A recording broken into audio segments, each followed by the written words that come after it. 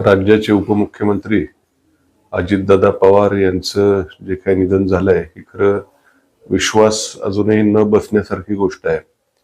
अजूनही असं मनाला विश्वास वाटत नाही की दादा नाहीत. एक मोठा या राज्याचं मी म्हणेल एक मोठं नेतृत्व हरपलेलं आहे. विशेषतः आमच्या ग्रामीण भागासाठीच या राज्यातलं नेतृत्व आज नाहीसं झाल्याची मोठी जाणीव आम्हाला सर्वांना होतीये. दादांचं गेल्या काही वर्षात अत्यंत जवळून त्यांचं काम बघण्याची मला संधी मिळाली होती आणि त्यांच्या कामाबद्दल आता काय बोलावं. खरं अक्षरशः झपाटल्यासारखं वेळेचं भान ठेवून प्रश्नांची जाणीव असणारे नेतृत्व आणि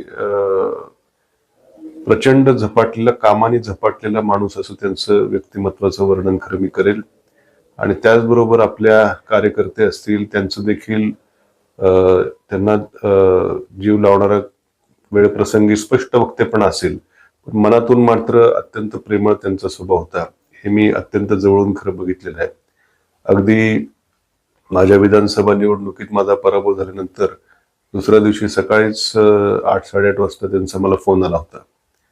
एक कुठेतरी कायम एक अजित दादा म्हटलं की मनात कुठेतरी एक आधार असल्याची भावना असायची. आज तो आधार कुठेतरी नाहीसा झाल्याची भावनेनी मन त्या ठिकाणी व्यथित झालेलं आहे. हे या राज्याचं मी म्हणेन कधी न भरून येणारं नुकसान आज झालेलं आहे. त्यांना मी भावपूर्ण श्रद्धांजली अर्पण करतो.